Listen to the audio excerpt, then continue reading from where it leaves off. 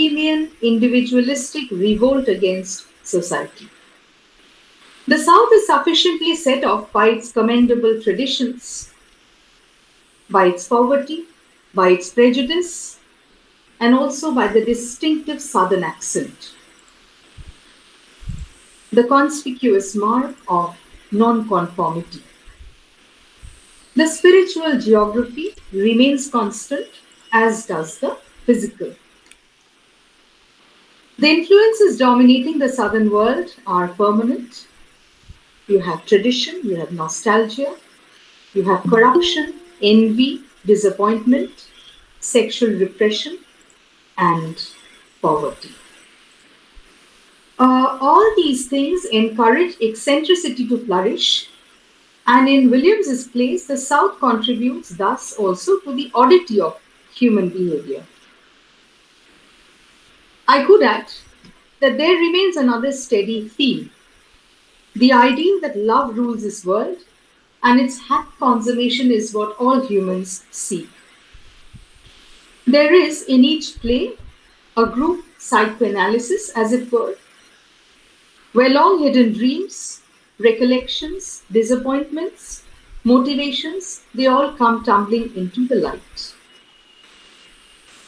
In frank and open arguments, the most sensitive issues are pitilessly uncovered and debated. In each character, there is a struggle to be free, to know the truth, and to know love, you may say. Bold nonconformism on the part of the protagonist actively opposes the destructive forces that threaten him. The destructive forces include 1. The dead hand of the past and its stultifying products, convention, repression, illusion, time and what it inevitably brings, loss of strength, loss of beauty, envy of youth, and the new forces that time brings in the external world. You may call them industrialism and economic loss or gain.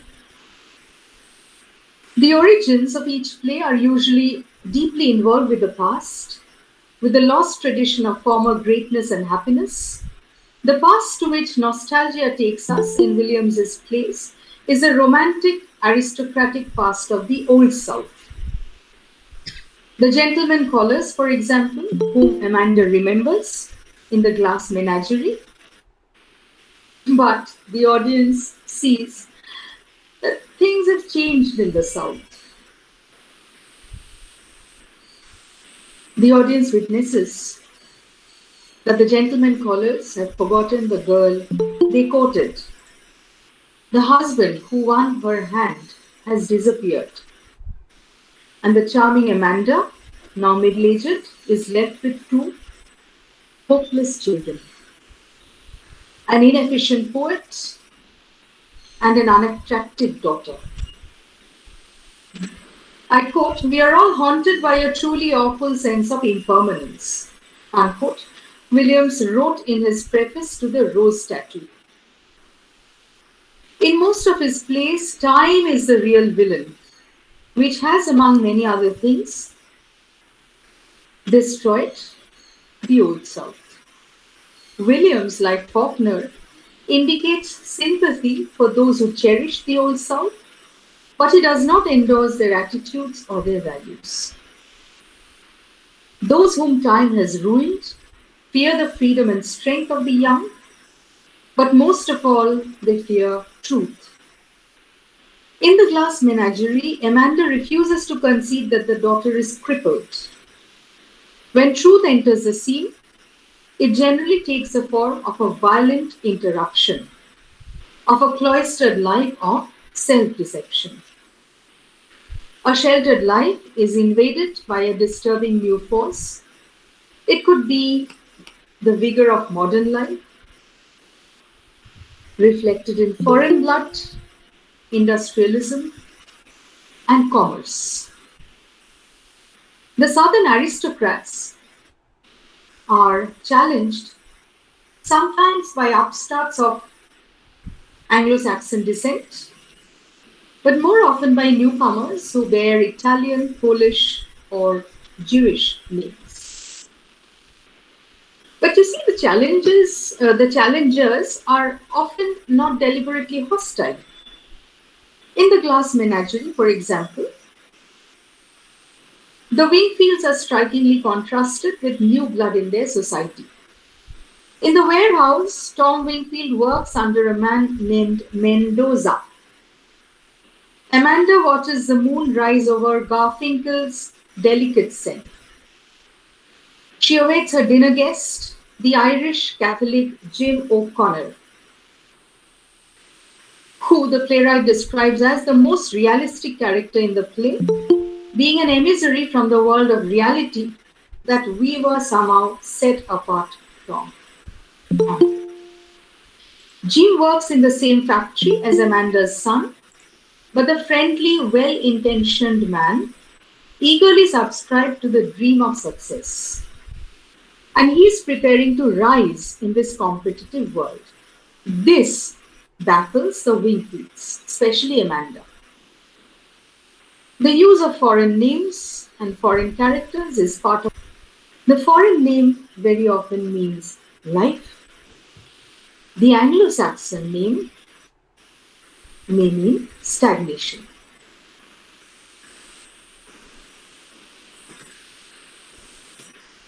Professor John Gassner was one of the first to write about the Glass Menagerie. In 1948, he said that it's a memory play evoked in the comments of a narrator, the poet Tom. He called him a poet.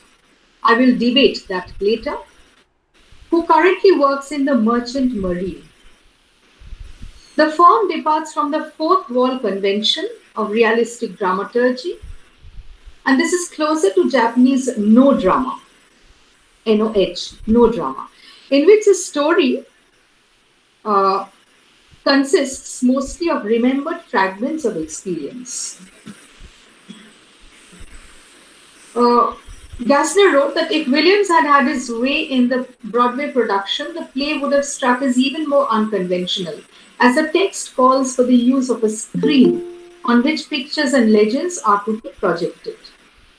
As stated by Tom, the background is a crisis in society, he says, as the decade of the Depression is tottering on the brink of the Second World War. His tale belongs to a time where the huge middle class of America, I quote, was matriculating in a school for the blind.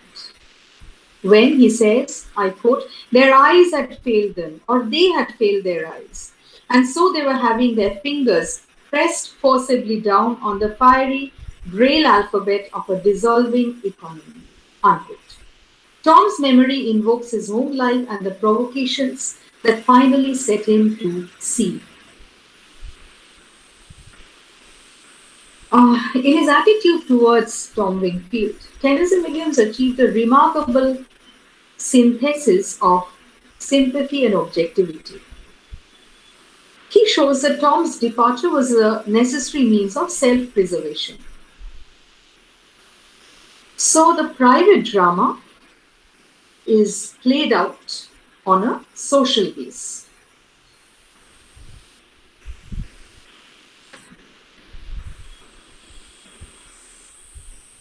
In Tennessee Williams's plays, human follies and rashnesses are exaggerated. One may complain that this is far from real life. As I said earlier in the lecture, that people in the North did complain. But by its sheer existence, what is universal in human nature. Both plays, The Glass Menagerie and another memory play that is still famous, Death of a Salesman, they center on illusions entertained by the characters and their resulting disenchantments as those illusions clash with reality. In both the plays, memory is employed as a device to precipitate and entertain the illusion. So what we have is the truth of human principles and dreams acted out within the dream world on the stage. In an essay titled The Katwa, this appeared in the introduction in the New Direction edition. Uh, Williams says, I quote, "It is only in his work that an artist can find reality and satisfaction. For the actual work is less intense than the world of his invention, and consequently his life, without recourse to violent disorder, does not seem very substantial. The right condition for him is that in which his work is not only convenient, but unavoidable." Unquote. For the artist, the play is a thing. Of course, this is taken from Hamlet. Remember, Jim O'Connor refers to Tom Wingfield as Shakespeare. So for the artist, the play is a thing, it is his own reality. As narrator, Tom first tells us, I quote, "The play is memory. Being a memory play, it is dimly lighted, it is sentimental. It is Tom's memory which is producing the play. Her memory and illusion become one with Tom. Throughout the play, memory is identified also with the illusions of the different characters. Amanda reminisces about her gentleman callers in the past. It is this illusion that she clings to, and she tries to carry this on in the person of her daughter. She attempts to bring her memories into reality again. But she fails because Laura is the incarnation of the illusive world. The dramatization of Laura's dream world is a classic achievement of the modern stage. Laura has a memory of a time past also. It is a memory of Jim O'Connor, her first and only infatuation in high school. It is a memory of a name he called her, Blue Roses. But she actually spoke of a disease she was suffering from, fluorosis. It is her memory of sitting through 3 performances of an opera in which Jim starred in. It is her memory of his love for another girl. Jim O'Connor is an illusion which never became real. The event of the gentleman caller, suddenly memory becomes reality. Jim becomes a possible suitor for Laura. And there's this superb candlelight scene between Jim and Laura. And Laura receives that long-forgotten autograph on the opera sheet. She also learns that Jim broke his engagement. They dance together. Laura shows Jim her glass menagerie. She shows him the unicorn. What is a unicorn? It's a horse with a horn. It's a horse unlike the other horses because of its horn. It is unique and does not belong with the others. The unicorn is very much like Laura. With the dance, however, Jim breaks through Laura's dream world. She comes out of herself into reality. And as Jim kisses Laura, Laura's dream becomes reality. But this is ironic. Laura merely evokes another illusion, which Jim proceeds to break. He tells her that he is engaged to another girl. From this shattering of the illusion she thought had become real, Laura withdraws further into her dream world. At the end of the play, it is not just Laura who withdraws, but Tom does too. Tom escapes from this world of illusions, the world of Amanda and Laura. Yet he never parts from the memory that is Laura, never eludes the world of illusions she stands for. Since I spoke about Death of a Salesman, I should add, you see, in Death of a Salesman, memory is not the play. It is used only as a technique to evoke all of Willy Loman's dreams and his failures to realize them. In Williams's play, however, memory technically is the play. It functions to evoke the illusions of the characters. In the case of Laura, memory becomes present reality, which in turn becomes memory again. Here, memory functions not as technicality but as theme. And with Tom's final words, memory as theme and technique become one.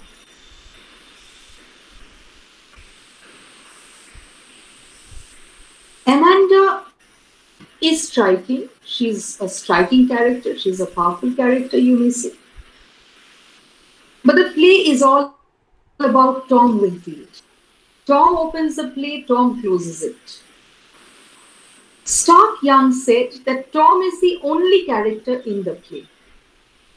If we find Amanda striking, Tom actually speaks fondly of his mother and sister, but students, not the students, I mean, whoever reads the play or watches it, does not like Amanda Wingfield too much. So if she looms large in Tom's mind, not in her own right. Thomas L. King refers to Tom as a Prospero of the glass menagerie. And the world is a world of Tom's mind, even more than Death of a Salesman is the world of Willy Loman's mind, he says. So the image that finally dominates Tom's mind and the audience's is that of Laura and the glass menagerie. When Tom departs, the audience is left with Laura and Amanda alone before the dead, smoking candles. And Tom escapes with an artist's objectivity and detachment. Irony too, you may say, having exorcised the plane with the creation of the play. This was made possible because of the form that he adopted. Tennessee Williams is a pivotal figure in the school of theatrical art, which is largely responsible for the development of this American dramaturgy. He and his contemporaries were, in general, inclined to abandon the static structures of Aristotle and Horace, for example. They were given instead, as Esther Jackson says, I quote, to the creation of an anti-classical form which elevates lyric above story, spectacle above thought, and passion above reason, unquote. Tennessee Williams defined the glass menagerie along with Camino Real and American Blues as plays of personal lyricism. In the opening moments, the narrator acquaints a spectator with the idea of his creation of a theatrical illusion as it declares the play is memory. Thus, in this play, there is no action in the traditional sense of the word. So Tom withdraws into himself and he withdraws back further into memory. He says, I am the opposite of a stage magician. He gives you the illusion that has the appearance of truth. I give you truth in the pleasant disguise of illusion. Unquote. Through Tom and his three simultaneous identities, the I as actor, the I as creator, the I as spectator, the dramatist invites the spectator to perceive a fragmentary vision, to recreate a memory, to recreate a momentary experience, to reflect upon a partial truth.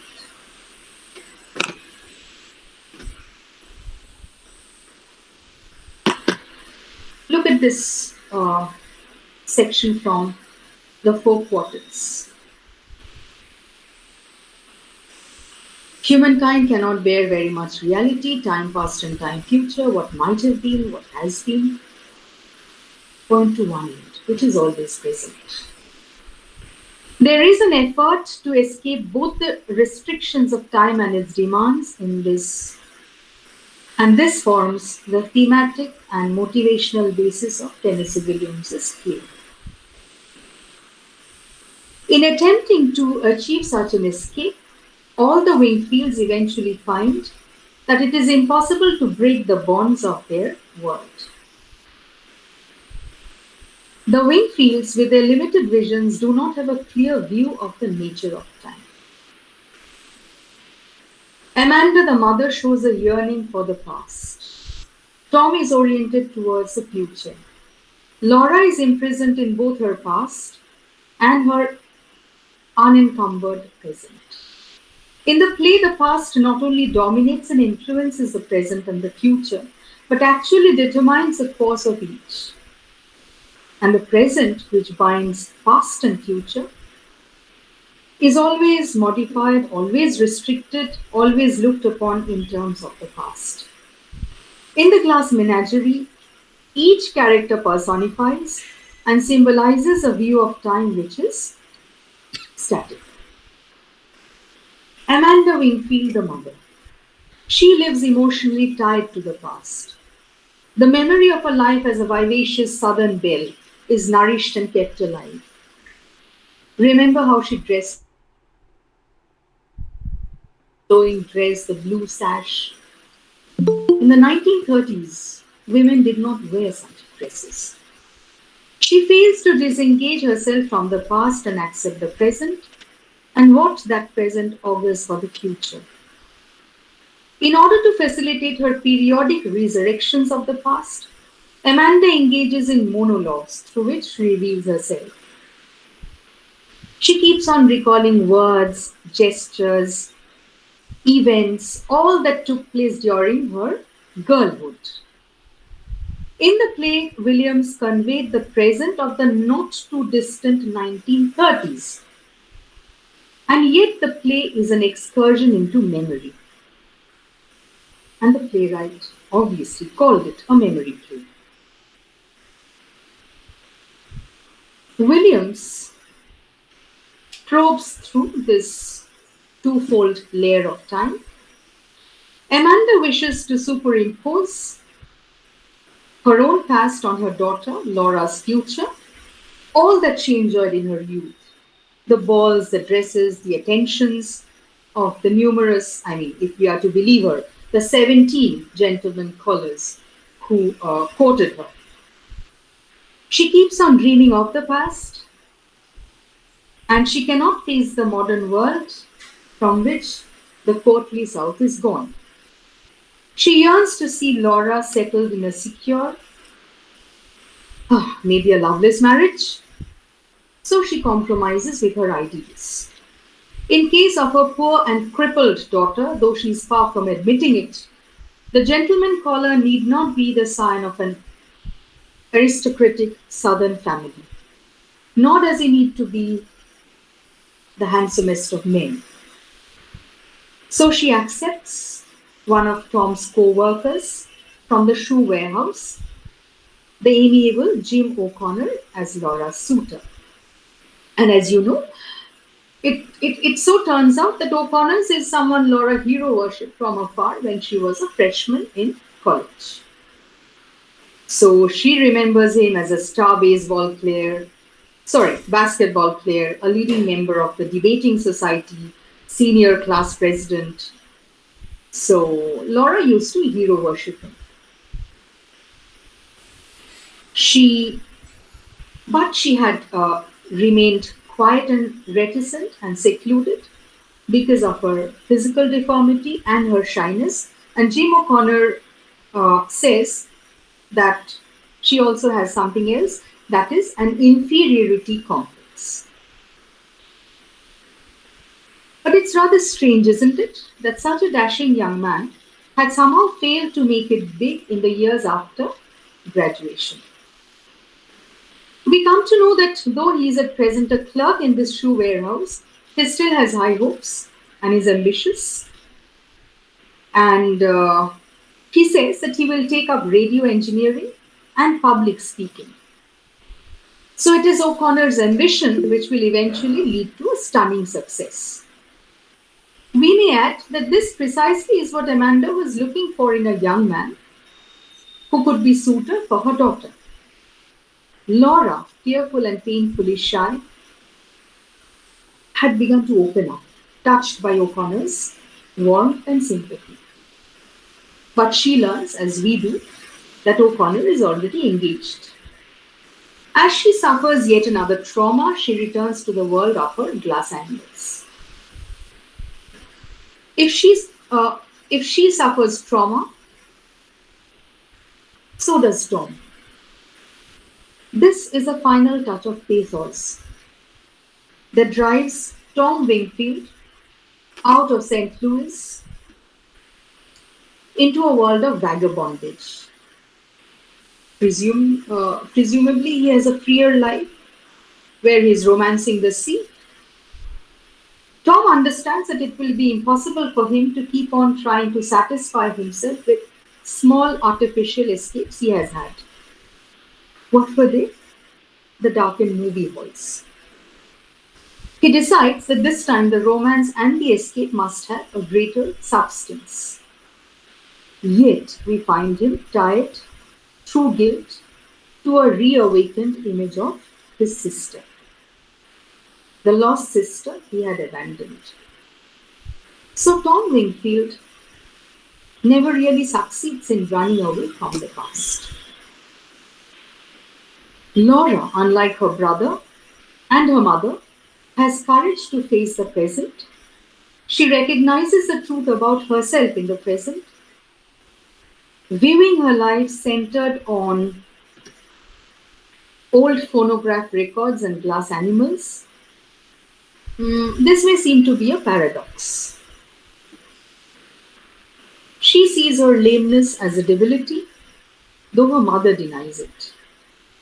Laura surrenders to the world of her glass animals yet again because she wishes to escape from the world of the present into a world of illusions, of fantasy, delusion, away from everything. Also her lameness. But you see, Jim O'Connor possesses a heart big enough to look beyond the lameness. He sees Laura as a human being.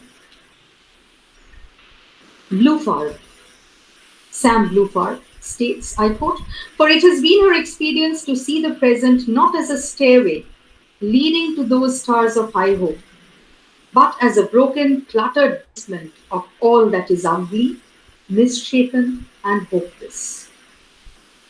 It is a present with its shattered hope that lies smashed, no longer a cohesive unit around her." Unquote. Daunted by the uncertainty and insecurity of that present, she turns and flees again to her father's old records and her glass animals. To Laura, the glass animals are not just tangible, they are also reliable in spite of their fragility. Amanda's escape from the present draws her back into a shimmering world where life has never ceased to be an endless round of revelries and gentlemen callers. We are left to pity the children of an extremely selfish mother who wanted but failed to bury her children in the sepulchre of her own past. Like her children, the audience also suffers through her monologues. The present remains a meaningless continuum to her, and the past makes her life colored with tragic overtones, reminding her of life that was, but eluding what life might have been. Tom Wingfield, we hear, was apparently fired from the shoe warehouse for writing poetry. Earlier I said,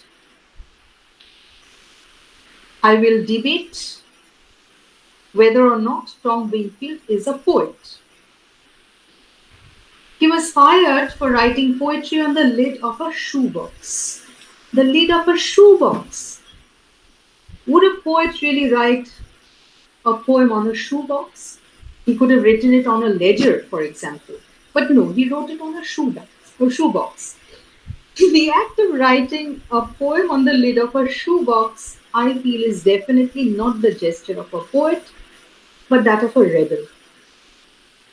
Because Tom knew that for this action, he would be fired.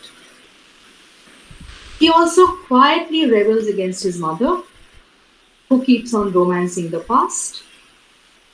And He makes inquiries at the Seafarers' Union Hall, surreptitiously using money from the household funds to buy the Union card, and then he leaves. So his act is one of rebellion and of expiation, and it is carefully and deliberately planned. So this act of rebellion and his escape from the present does not lead him to a world of romance, but instead it plunges him into a world of reality, which is probably harsher. We don't know.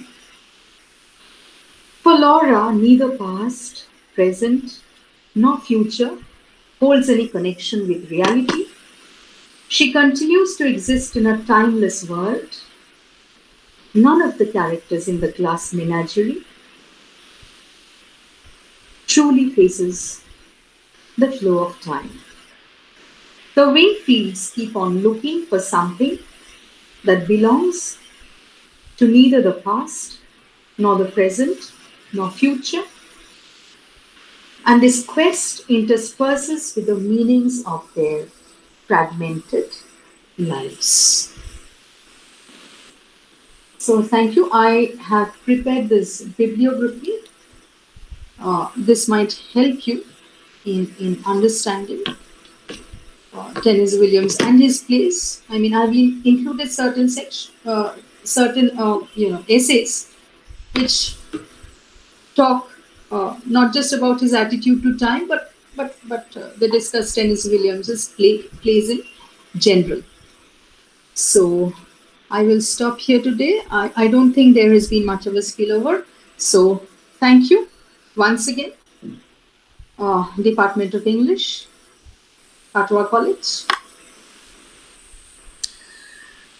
Thank you so much, Dr. Tanya Chakraborty. So we have a couple of questions, but before that, it has made me nostalgic again, because your cross references, it reminded me, the bibliography list that you gave reminded me of the numerous cross reference you always talk about. And these cross references are something that has helped shaped my reading also. So thank you once again. So the It's a pleasure. the first question is, a student asks, Asmaul Husna, she asks that it's a memory novel. We learned about art, love, and memory. It's not a novel. It's not a novel. It's a play. Yes, it's a play, dear. Yes. So why is this? Why is it titled The Glass Menagerie? So why is it titled The Glass Menagerie? Because you see, the glass menagerie is a world that Laura used to escape into. And when Tom is reminiscing about the past, he primarily remembers the mother and the sister. When the play ends, Tom says that when he's walking down the street, sometimes he feels the presence of his sister just behind him. He feels that his sister touches him on the shoulder. And the final image that the audience is left with is that of Laura with her glass menagerie. And what kind of a girl was Laura? Laura was tremendously shy, painfully shy. And Laura was very much like the unicorn. And you see, the unicorn gains much significance in the scene where Jim and Laura interact, because the unicorn, when they dance, accidentally the unicorn breaks and it loses its horn. But the thing is, does the unicorn really exist? So you may also ask, do women or do girls like Laura exist? She was different, as the brother used to acknowledge, but the mother didn't. So it is this identification of one of the primary characters with the unicorn and the final escape into this world of fantasy and illusion and delusion, you may say, that gives the play its title. So it's one of the primary symbols, the glass menagerie. The glass menagerie, I mean, if Williams were to choose another title, probably he would choose the glass unicorn. So that sort of stands as a symbol for Laura and also for the world of illusions and memory. Okay. Okay, thank you. The next question is, what function do the non-realistic elements serve? So this is part quite answered in the uh, Yeah. presentation. Non-realistic in the sense. Probably she is talking about Onisha. Can you please specify what non-realistic elements are you talking about?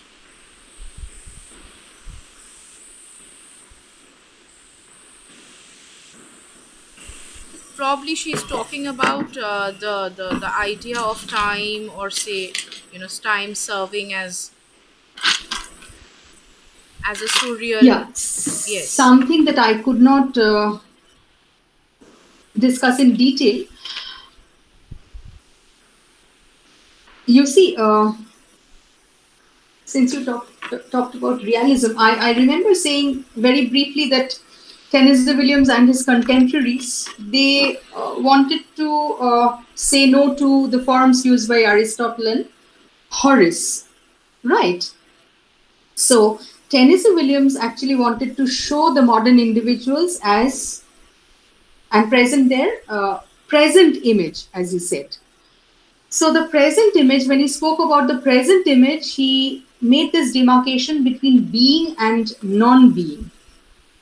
So the glass menagerie, Camino Real, American blues, these he termed plays of personal lyricism. And lyric, he said, as I'll just quote from Williams. It's a good question.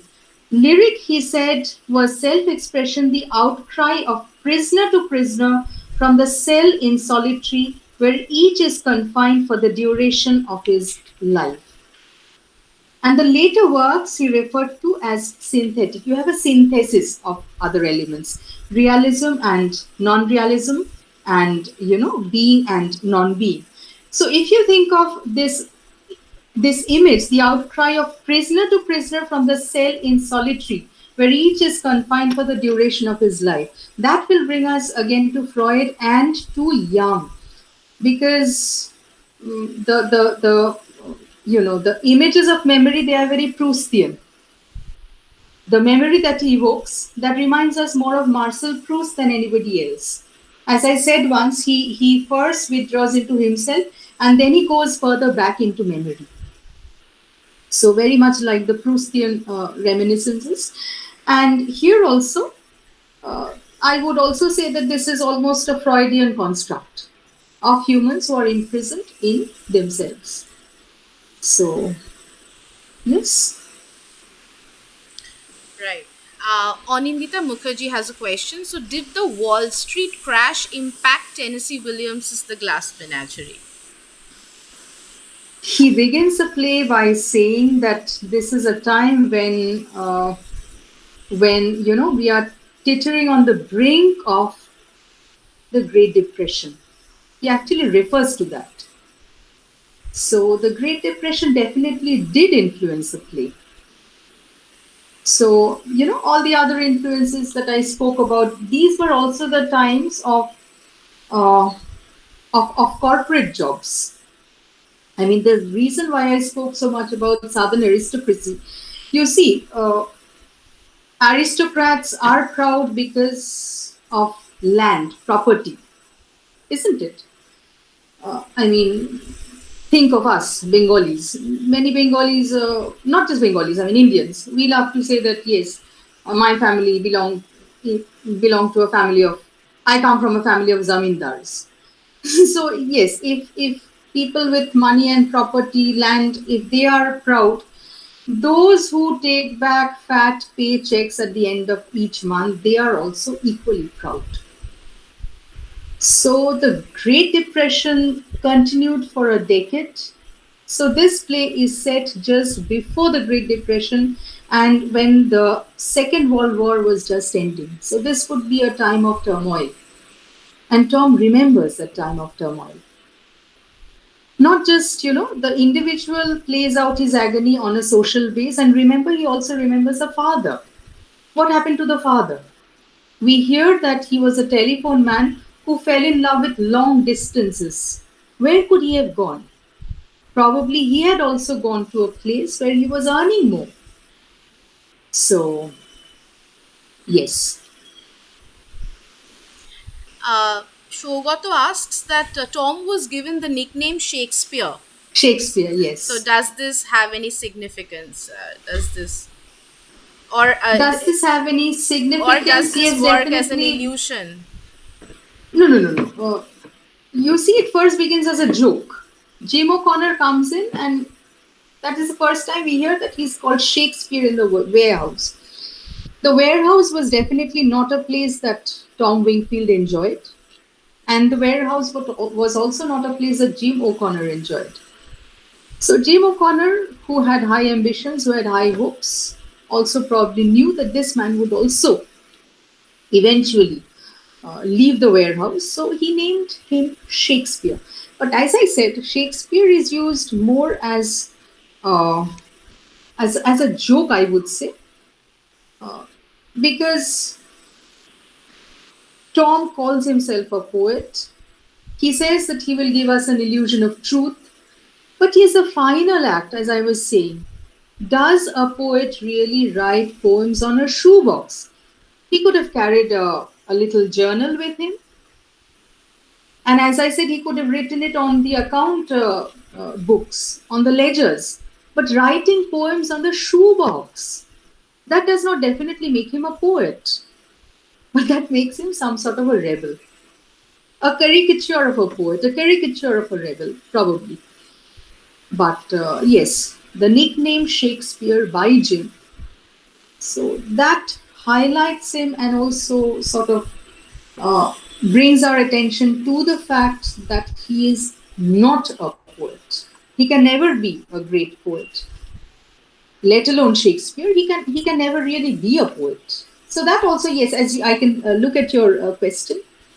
Does the nickname work as an illusion? Definitely it does. It is his illusion uh, or his delusion that he is a poet. Yes. Dulal has a question. Can you see it? So Williams shows his deep concern with the loss of innocence. Loss of innocence. Yeah. Do you, Yeah, I definitely subscribe. Because you see, in my slides, I remember showing you the binaries. One was a binary between the aristocrat and the upstart. Remember, Tom works for a man called Mendoza. And why just limit ourselves to this play? If you think of a streetcar, the man is Polish. He's a refugee. He's Polish. So when these communities clashed, it definitely led to a loss of innocence when it came to the aristocrats. Yes, I would definitely agree with your statement.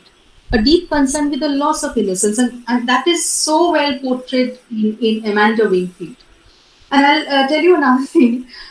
Amanda Wingfield was played first by an actress called Laurette Taylor. Laurette Taylor played it so well that later actresses got a little jittery whenever they were given the role of Amanda, because she portrays that loss of innocence. She portrays that angst within herself. So yes, loss of innocence under the impact of bourgeois culture, which was rapidly changing, I would say, Bilal. Okay, because as I said, this was also the time of corporate jobs where the man of the house uh, could show off his masculinity or machismo in a different way altogether. So yes, bringing in a lot of money, having much of bread on the table, uh, showing affluence, buying a car, these would definitely threaten the old aristocrats. right. I was just wondering, Yeah. they have this text in their second semester, which is Clear Light Mhm. of Day by Anita Desai. And it's Okay. it's a memory novel too.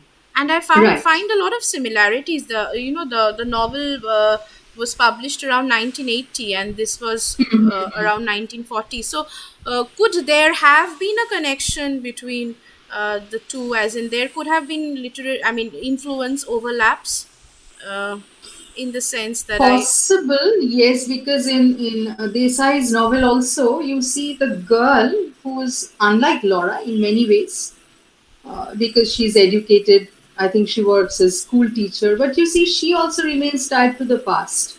Yeah, yeah, And exactly. And I mean, a Baba, if girl you of remember, Tanya ma'am, Baba with the gramophone record, and Laura right, with the glass animals. I know I find so much right, of similarity. right, and she also does not get married. Instead, Yes. she remains tied to the pets. So yes, real pets in the case of Desai, and glass animals, animal pets in the case of Laura.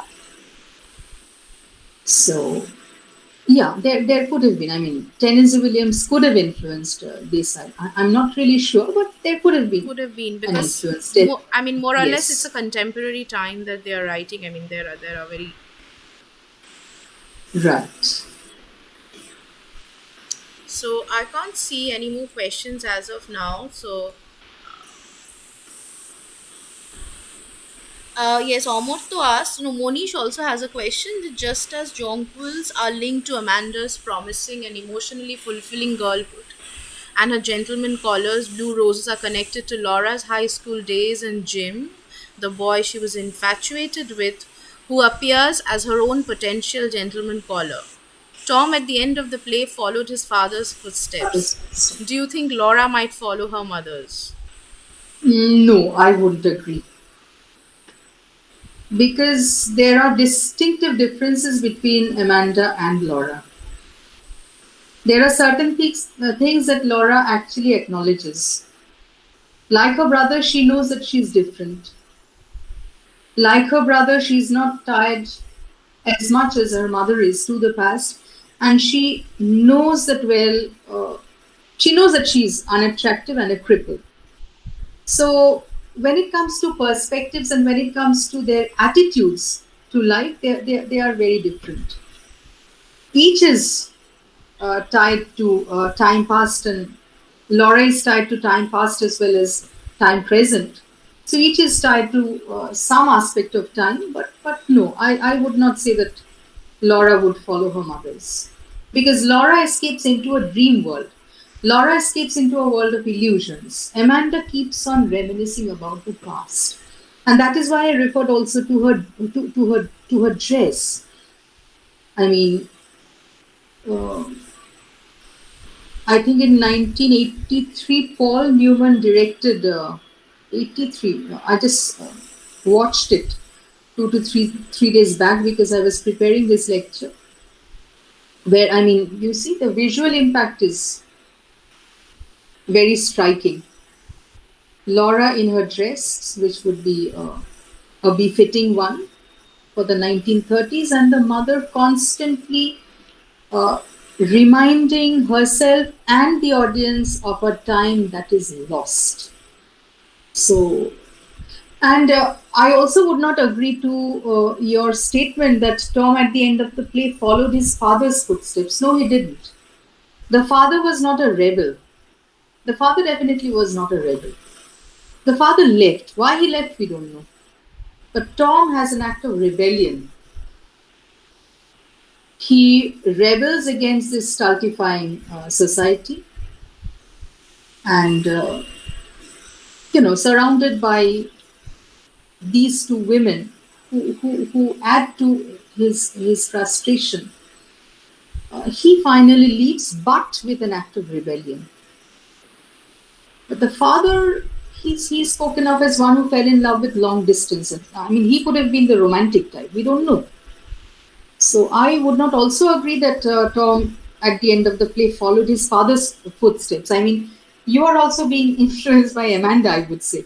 Amanda keeps on saying you are drinking like your father, you're sounding like your father. Maybe one day you will leave as your father did. But that is not the reason why Tom leaves.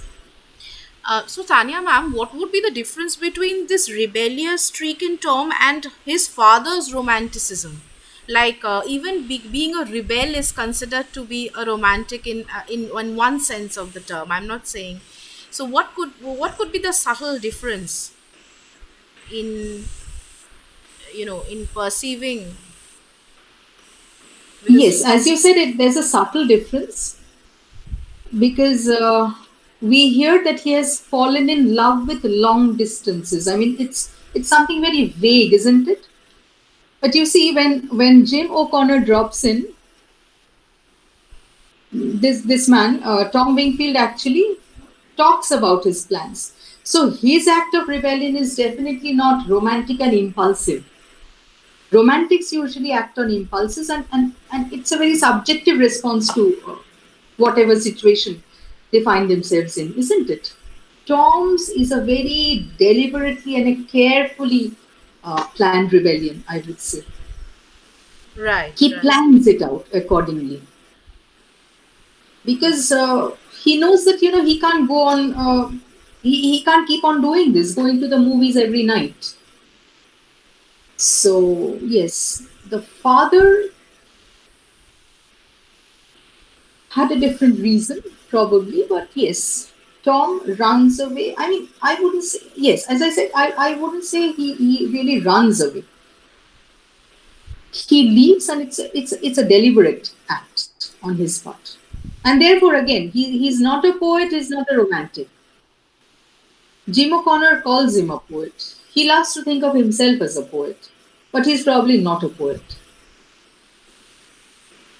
Right. So we have Omurto asking, and could we Yeah, consider the Glass same question Menagerie, that you asked. yes, as a His psychological time tragedy? personified. Yeah, definitely. Okay, you're reading the. Personified, I actually looked at time from 3 to 4 angles today. Personification, I don't know, but yes, you can have different attitudes to time. I mean, the time that is the time enjoyed in the Old South, that is the past. The Glass Menagerie, written in the 1940s, but looking back at the 1930s, so time a decade earlier. Uh, and then again, the attitudes of the different characters to past, present, and future. So, And he also asks whether if you could consider the play as a psychological tragedy. I mean, psychological, definitely. I mean, you can have Freudian and Jungian readings of the Glass Menagerie, that the section that I read out, which was not part of my structured lecture, where he refers to himself as a human being trapped in a cell, as it were. Mm, when it comes to Williams and his contemporaries, if you think of Arthur Miller, or if you think of somebody not very popular nowadays, Galsworthy, in the Faber edition to his plays, Galsworthy said that I don't really know whether it's a discovery of mine that society stands for the modern individual, as the fates and other elemental forces stood for the individual Greek. So, thinking of this as a psychological tragedy, yes, the individual who is part of this very rigid, patriarchal, and conservative society, if these individuals shake their fists at society, they are bound to be annihilated. So yes, we could say that it is a social tragedy, definitely, and psychological, yes, because the man feels trapped, not just within himself, but also trapped within situations and circumstances. So yes, you can definitely have a Freudian reading. I would personally, definitely agree, because you can think of Tom as a Freudian construct, and and yes, so definitely Proustian too. Because Proust, associated with the psychological novel, here also we get inside the mind of the character, isn't it? So yes, I would definitely agree that this is also a Freudian construct. And we have Shogoto asking that can we find many signs of individualism? Please comment on this in the play. Individualism. Individualism, yes, definitely in the character of Tom Wingfield, as I've been discussing for so long. His posing as a poet, but the individualistic streak that eventually sets him apart. Laura also becomes an individual at the end of the novel. Her individuation comes with the breaking of the horn of the unicorn. You see, the moment the horn breaks, it's no different from the other horses. So you could say that Jim O'Connor actually brings her back to what is normal. So she gets back to normalcy. And coming to individualism, if you think of the typical American dream, Jim O'Connor is a very fine example of one who's trying to live that American dream. He has been a star basketball player, he has been a debater, he has been class president. He has not done much after his graduation years, but he has that ambition. What is his ambition? He's going to night school, he says. He says he's also taking up public speaking. So what is he actually doing? He's trying to build up a personality which will take him to greater glory. So remember in Willy Loman's in Death of a Salesman, Willy Loman constantly wants his sons to become smarter, to learn to talk, to impress. It was in the 1930s that there came a bestseller by a man called Bruce Barton. It was titled The Man Nobody Knew, I think. Yes. Interestingly, this man was the son of a parson. He was a son of a priest. And in The Man Nobody Knows, he was referring to a figure who we all know, who was hailed as the best salesperson ever. And who was that person? It was Jesus Christ. The idea that you could win over anybody by smartness, by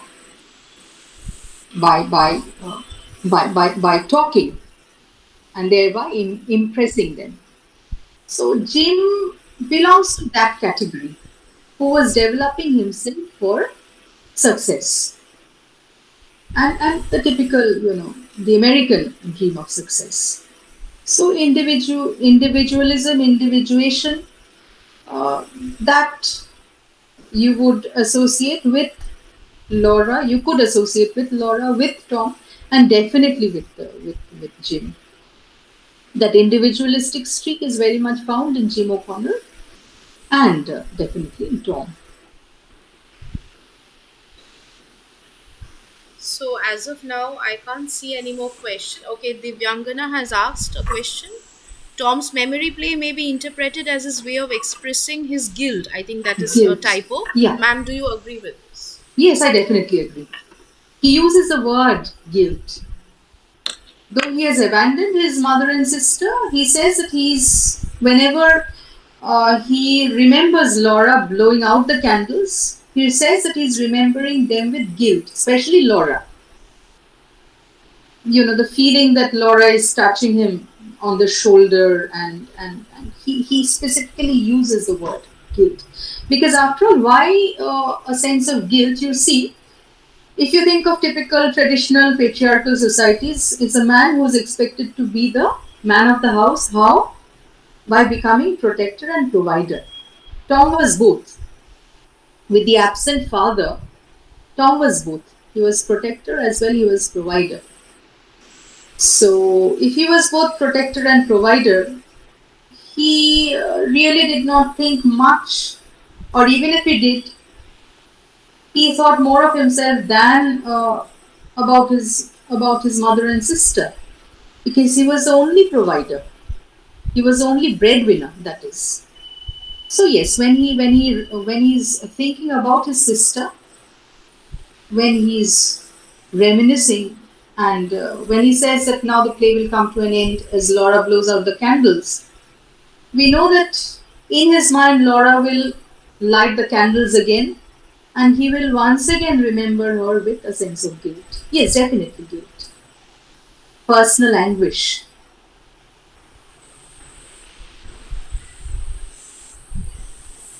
So I can't see any more on the box, neither on YouTube. So shall we call it a day? Yes.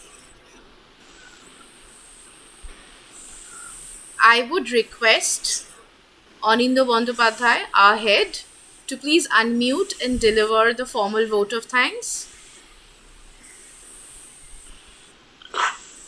Yes, Indrani.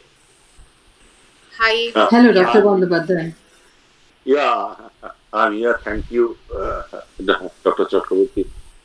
In fact, I first express my thanks, sincere thanks to Dr. Nirmal Sarkar, the president of, in fact, the principal of our college. And then I express my thanks to both Indrani and Dulal, who in fact are running the department on their own shoulders, and I am in a mood of fading out. On 62, I just no longer feel that attachment with the department so that I can organize all these things. But they are doing it and I appreciate it. I am always by their side. I'm also thankful to my students who joined the sessions both of yesterday and today. And after all, I am very grateful to the honorable speakers, our colleagues in different institutions, Omrit and Professor Chakraborty. I sincerely thank you. And I think in the near future, we will again be organizing such lectures, and Indrani and Dulal will take pain to invite you again to speak on different topics so that our students and the students of different colleges and departments, they can also join and they can benefit from it. So thank you all. This is what I have to say, because Indrani had warned me that I have to make it very precise and short. So I thank you all and call it a day for me. It's a pleasure, Dr. Bandyopadhyay. But yes, I must say that you should not think of fading out because Indrani keeps on talking about your guiding presence. So I hope you'll keep on guiding your young and dynamic colleagues. So yes, it's been a pleasure. I am here. I am definitely by their side. Both of them, they are, in fact, no, they love your guiding. Fantastic fellows to work with. Fantastic fellows. Right. So I will be there, but they will have to be at the barn. Okay, not me. It's 30, 35 years that I have shouldered all these things. Now they will have to shoulder it. Thank you everyone. Thank you. It's a pleasure. Thank you, Tanya ma'am. So we will be sending you the YouTube link so that you can access the video. And I would like to thank all the students present. So we shall now end the meeting. And we really hope to see more of you offline. So once things become the old normal again, we really hope to see you in Katwa College. Okay, I would love that. Thank you so much. So we shall end the meeting. Goodbye. Bye.